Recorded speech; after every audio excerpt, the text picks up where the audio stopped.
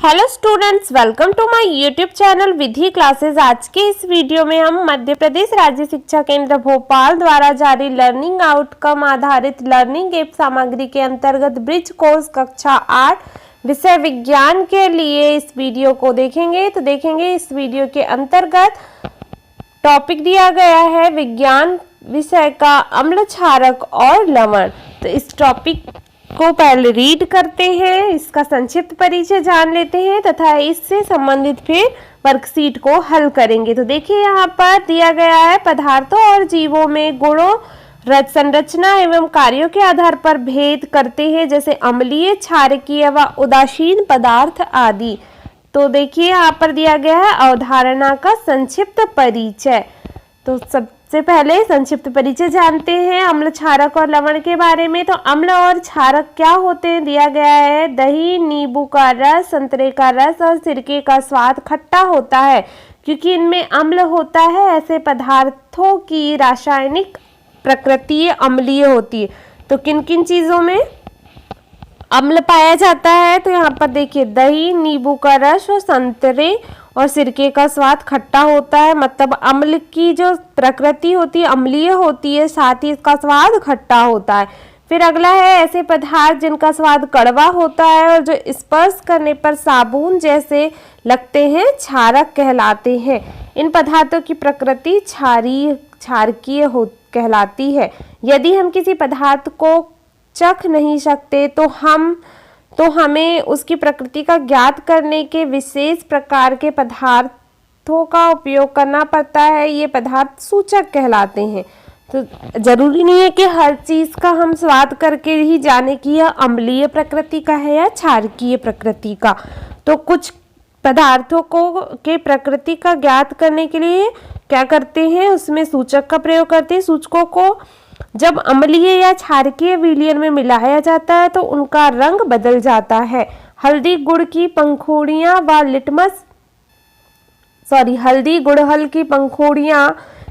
Litmus प्राकृतिक रूप से पाए जाने वाले सूचक है। क्या क्या है, हल्दी है, गुड़हल की पंखुड़ियां व लिटमस। तो इन सूचकों की सहायता से भी हम अम्ल और क्षार की प्रकृति का पता लगाते हैं।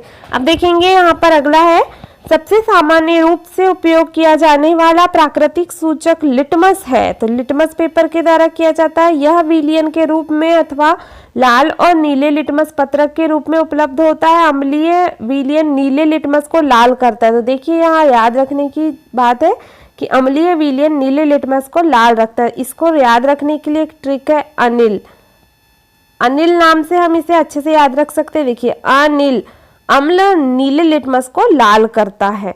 तो इस प्रकार से इसका ट्रिक है एक। फिर है क्षारकीय विलयन लाल लिटमस को नीला कर देते हैं। तो देखिए जब अम्लीय का पता है हमें कि नीले को लाल करता है तो उसका जस्ट अपोजिट होगा क्षार। तो क्षारकीय विलयन लाल लिटमस को नीला कर देते हैं।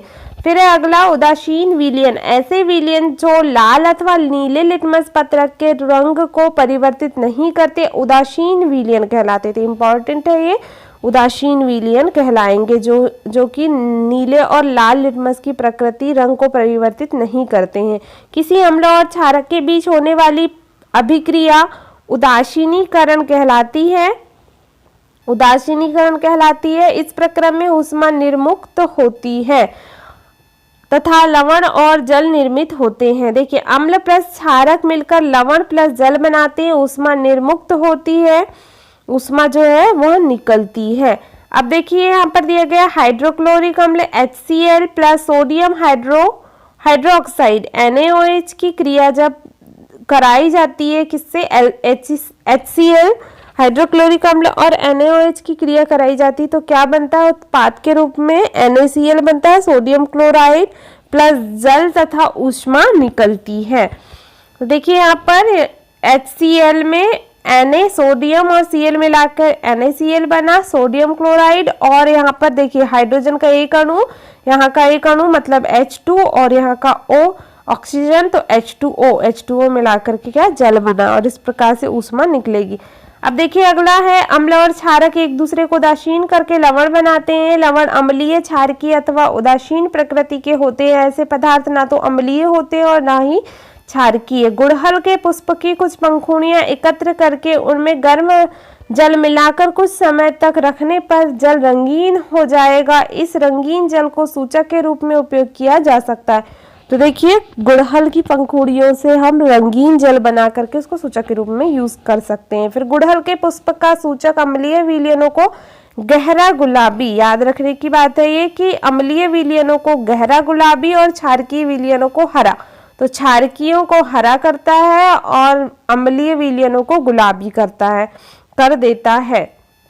विषय वस्तु का विस्तार से अध्ययन हेतु विज्ञान कक्षा 7 के अध्याय 5 से पढ़े। तो इसमें ये जो दिया गया है वे कक्षा 7 के अध्याय 5 से लिया गया है।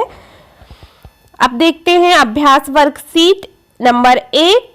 प्रश्न देखेंगे। प्रश्न नंबर 1, अम्ल किसे कहते हैं? अम्ल की परिभाषा है ऐसे पदार्थ जिनका स्वाद खट्टा होता है अम्ल कहलाते हैं, जैसे नींबू, संतरा, दही, नींबू का रस, संतरे का रस, दही आदि जो है अम्ल के उदाहरण है। अब इसी प्रकार से प्रश्न नंबर 2 है, क्षारक किसे कहते हैं? तो क्षारक की डेफिनेशन हमने लिखा है यहाँ पर, ऐसे पदार्थ जिनका स्वाद कड़वा या कसैला होता है और स्पर्श करने पर साबुन जैसे लगते हैं क्षारक कहलाते हैं। अब देखेंगे अगला प्रश्न नंबर 3 है, उदासीनीकरण अभिक्रिया को शब्द समीकरण के माध्यम से समझाओ। तो देखिए, उदासीनीकरण की अभिक्रिया कैसे होगी? अम्ल प्लस क्षारक मिलकर लवण प्लस जल बनाते हैं और ऊष्मा निकलती है, निर्मुक्त होती है। अब अगला देखेंगे प्रश्न नंबर 4, अम्ल और क्षारकों में 2 अंतर लिखिए। तो देखिए, अम्ल का जो पीएच के आधार पे हम अंतर पहला बताते हैं कि अम्ल का पीएच मान 7 से कम होता है। तो जिस भी पदार्थ का 7 से कम पीएच होगा वह अम्लीय प्रकृति का होगा, और क्षार का पीएच मान जो होता है 7 से अधिक होता है और 7 को उदासीन कहते हैं। तो देखिए यहाँ पर जिसका पीएच 7 से अधिक होता है वह क्या कहलाता है? क्षार कहलाता है। फिर है स्वाद के आधार पर अंतर देखेंगे तो अम्ल का स्वाद खट्टा होता है और क्षार का स्वाद कसैला होता है। अब देखेंगे अगला प्रश्न नंबर 5, नीले लिटमस पत्र को एक विलयन में डुबोया गया, विलयन नीला ही रहता है, विलयन की प्रकृति क्या है? तो ऐसी स्थिति में विलयन उदासीन प्रकृति का है। जब कोई भी परिवर्तन नहीं होता है लिटमस पेपर में तो क्या हो जाता है? वह उदासीन प्रकृति का होता है। अब देखेंगे अगला प्रश्न, प्रश्न नंबर 6, आपको 3 द्रव नींबू का रस, साबुन का घोल तथा शक्कर का विलयन दिया जाए तो आप गुड़हल के पुष्प को सूचक के रूप में उपयोग करके तीनों द्रवों की पहचान कैसे करेंगे? तो गुड़हल के पुष्प का सूचक अम्लीय विलयनों को गहरा गुलाबी और क्षारकीय विलयनों को हरा कर देता है। जब यह परिवर्तन हम देखेंगे और हमें समझ में आएगा कि अगर गुलाबी हो रहा है तो वह अम्ल है और अगर हरा हो रहा है तो वह क्षार है और कोई परिवर्तन नहीं हो रहा है तो वह विलयन कैसा है? उदासीन है। अब देखेंगे अगला प्रश्न नंबर 7, उदासीन विलयन किसे कहते हैं? तो उदासीन विलयन की परिभाषा है ऐसे विलयन जो लाल अथवा नीले लिटमस पत्र के रंग को परिवर्तित नहीं करते हैं या इससे रंग में कोई परिवर्तन नहीं होता है तो इस विलयन को उदासीन विलयन कहलाते हैं। ऐसे विलयन उदासीन विलयन कहलाते हैं। अब देखेंगे अगला प्रश्न नंबर 8, लिटमस पत्र के द्वारा आप अम्लीय, क्षारकीय तथा उदासीन पदार्थों को कैसे पहचानेंगे? तो देखते हैं, जब कोई विलयन नीले लिटमस को लाल करता है तो वह अम्लीय होता है तथा इसके जस्ट अपोजिट जब कोई लाल लिटमस पेपर को नीला कर देता है तो वह विलयन क्षारीय होता है, और जब कोई परिवर्तन नहीं होता तो क्या होता है? वह विलयन उदासीन विलयन कहलाता है। अब देखेंगे यहाँ पर अभ्यास वर्कशीट 2 दी गई है। तो सेकंड वर्कशीट पर देखेंगे प्रश्न नंबर 1 है, नींबू के रस में गुड़हल के पुष्प से बने सूचक की कुछ बूंदे डालने पर विलयन का रंग गहरा गुलाबी हो गया। तो बताइए नींबू के रस की प्रकृति कैसी है? तो ऐसी स्थिति में होने पर नींबू के रस की प्रकृति अम्लीय है, क्योंकि सूचक डालने पर गुड़हल के पत्तियों का सूचक, पंखुड़ियों का सूचक डालने पर अम्ल जो होता है वह गुलाबी कलर का हो जाता है। तो इसकी प्रकृति कैसी होगी? अम्लीय होगी। प्रश्न नंबर 2 देखेंगे, साबुन का विलयन लाल लिटमस को नीला कर देता है, साबुन का विलयन अम्लीय है या क्षारकीय? तो साबुन का विलयन क्या है? क्षारकीय है।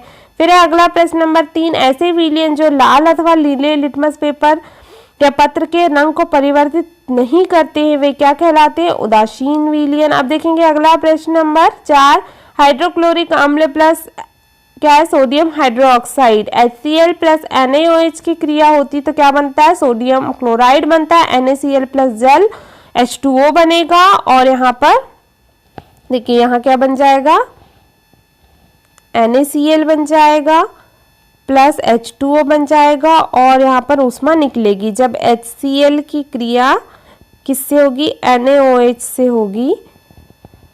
हाइड्रोक्लोरिक अम्ल की सोडियम हाइड्रोक्साइड से क्रिया होगी तो सोडियम क्लोराइड प्लस जल बनेगा तथा ऊष्मा निर्मुक्त होगी। अब देखेंगे अगला प्रश्न नंबर 5, 2 अम्लों के नाम लिखो। तो देखिए लैक्टिक अम्ल जो है दही का नाम है, दही में लैक्टिक अम्ल पाया जाता है। इसी प्रकार से सिट्रिक अम्ल, तो संतरा जो होता है उसमें सिट्रिक अम्ल पाया जाता है। 2 क्षारकों के नाम लिखो। तो देखिए कैल्शियम हाइड्रोक्साइड और कास्टिक सोडा या धावन सोडा बोलते हैं इसे। तो ये जो हो जाएगा 2 क्षारकों के नाम में जाएंगे। फिर अगला प्रश्न नंबर 7, उदासीनीकरण की अभिक्रिया में कौन सा नया पदार्थ निर्मित होता है। तो कौन सा बनेगा, लवण व जल। तो उदासीनीकरण की जब भी अभिक्रिया होती है तो उसमें लवण व जल निर्मित होता है। अब देखेंगे प्रोजेक्ट कार्य दिया गया है। 1 चम्मच हल्दी पाउडर में थोड़ा सा जल मिलाकर इसका पेस्ट बनाइए।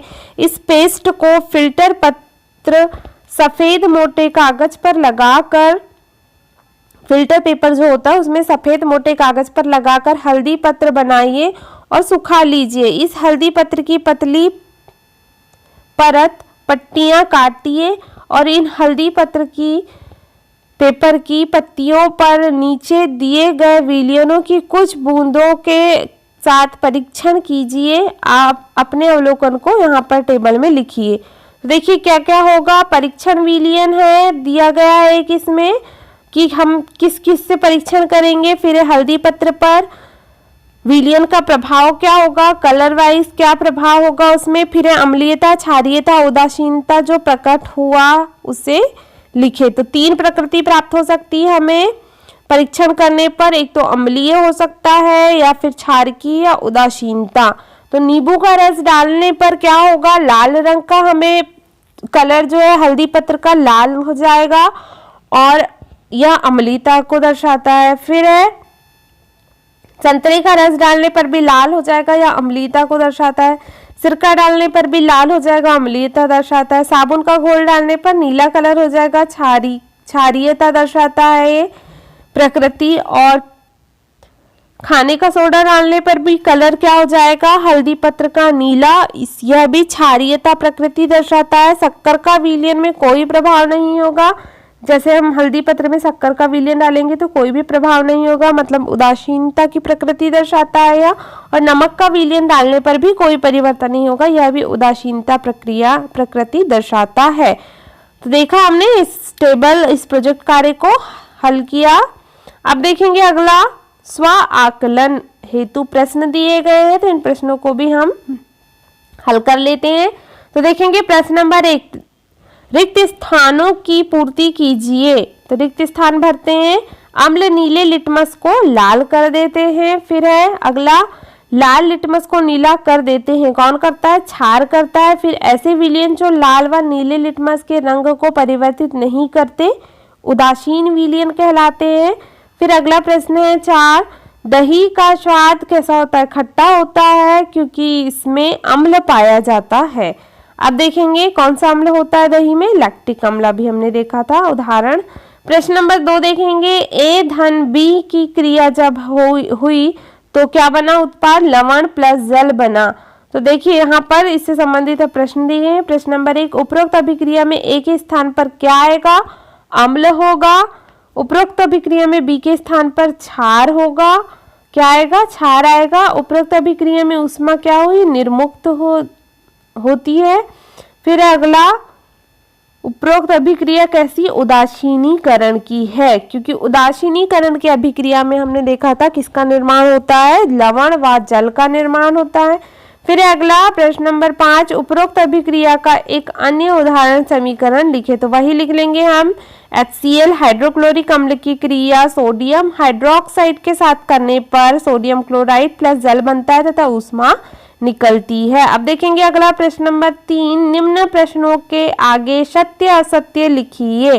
तो सत्य असत्य हमें लिखना है। देखिए प्रश्न नंबर 1 है, सूचक वह पदार्थ है जो अम्लीय और क्षारीय विलयन में भिन्न रंग दिखाता है। क्या हो जाएगा? सत्य हो जाएगा। फिर नींबू का रस लाल लिटमस को नीला कर देता है, असत्य है, क्योंकि नींबू का रस जो है वह अम्लीय प्रकृति का होता है और अम्ल जो है नीले लिटमस पेपर को लाल कर देता है। जैसे कि हमने बताया था अनिल, इसमें बहुत कंफ्यूजन होता है, इसलिए हम इसको एक ट्रिक के द्वारा याद रख लेते हैं। अनिल, अम्ल जो है नीले लिटमस को लाल करता है। यहाँ बोला गया है कि नींबू का रस लाल को नीला करता है, तो ये असत्य हो जाएगा।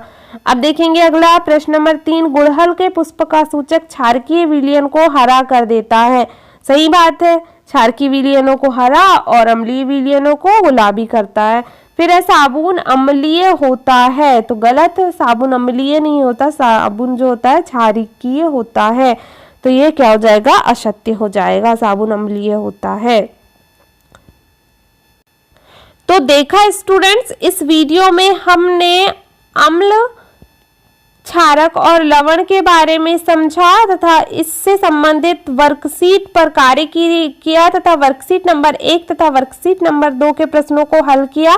आई होप आपको वीडियो अच्छा लगा हो। अगर वीडियो अच्छा लगा हो तो वीडियो को लाइक करिए, अपने फ्रेंड्स के साथ इस वीडियो को अधिक से अधिक शेयर करिए तथा मेरे चैनल पर नए हैं तो चैनल को सब्सक्राइब करिए, साथ ही बेल आइकन को भी प्रेस कर दीजिए ताकि नए वीडियो के अपडेट आप तक जल्दी से पहुंच पाए। Thank you for watching my video.